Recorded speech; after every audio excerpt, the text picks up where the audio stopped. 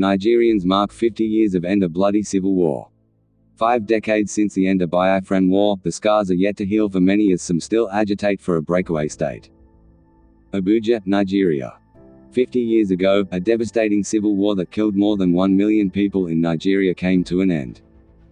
Most of those who lost their lives in what became known as the Biafran War died from fighting, disease and starvation during the 2.5-year conflict. In 1967, Emeka Odumegu Ojukwu, the military governor of Nigeria's then eastern region inhabited mainly by Igbo people, accused the federal government of marginalizing and killing thousands of ethnic Igbos living in the north. On May 30 of that year, Odumegu Ojukwu declared the former eastern region a sovereign and independent republic under the name of Biafra, a unilateral move rejected by the federal authorities. A bloody civil war ensued, with federal troops deployed to stop the secessionist movement. The Nigerian forces cut off aid and access to the area throughout the war, which ended with the surrender of Biafra in January 1970. The Republic of Biafra ceased to exist and General Yakubu Gowon, the leader of the federal government, famously declared that there was no victor, no vanquished, in the war.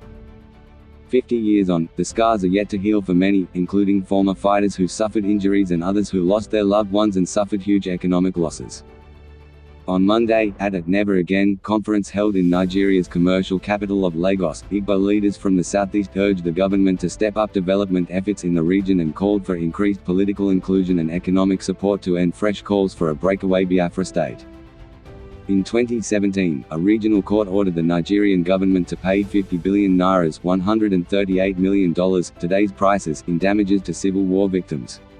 The Economic Community of West African States Court of Justice also ruled that 38 billion naira $105 million, today's prices, should be put towards evacuating abandoned lethal weapons which deprived southeast communities of farmland since the Civil War ended. But for Canada-based Igbo leader Benjamin Allison, financial reparation is not enough.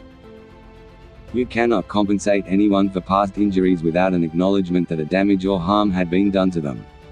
Nonetheless, the only true compensation the Igbos seek from Nigeria at this point is a government based on fairness, equity and justice. Allison said. Nigerian President Muhammadu Buhari in 2017 approved the payment of pensions of former police officers who served in Biafra during the Civil War. The officers were granted a presidential pardon in 2000 by former President Olusegun Obasanjo. The Nigerian government has repeatedly said it is committed to developing the region and recently undertook a series of road projects. But Vincent Inanna, who was barely 10 years old when the Civil War broke out and was recruited to assist the Biafran soldiers with clerical work in Abia State, is not convinced by the government's efforts so far.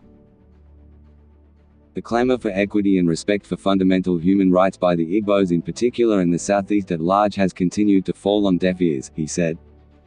Continued agitation. Separatist sentiment has not been wished away, and in recent years the pro-Biafra movement has seen some resurgence. The red, black and green flag of Biafra with a rising golden sun still dots the frontage of some commercial buildings and houses in the southeast region.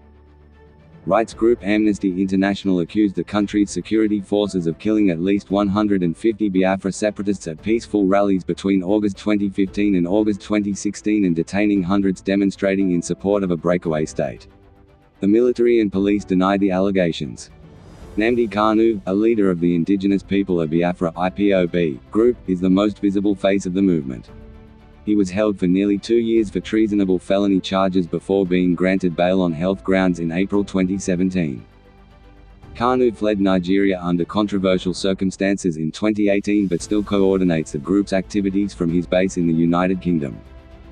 In 2017, following a number of IPOB-organized protests across Nigeria over a period of years, the government banned the group and declared it a terrorist organization.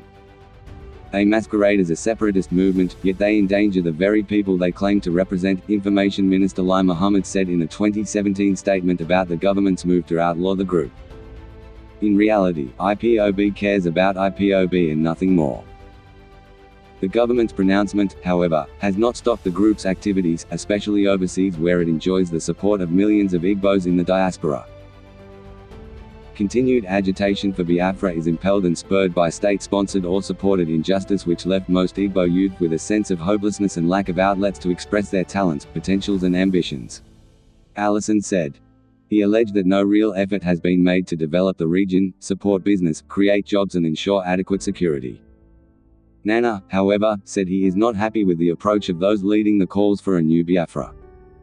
The regrets I have over Biafra is that since after the death of the forebears, some mercenaries have emerged on the scene purporting to have the spiritual mandate to champion the BIAFRAN cause to a positive conclusion, only for them to herd the crowd onto a blind alley, leaving the agitators confused and almost disillusioned, Nana said.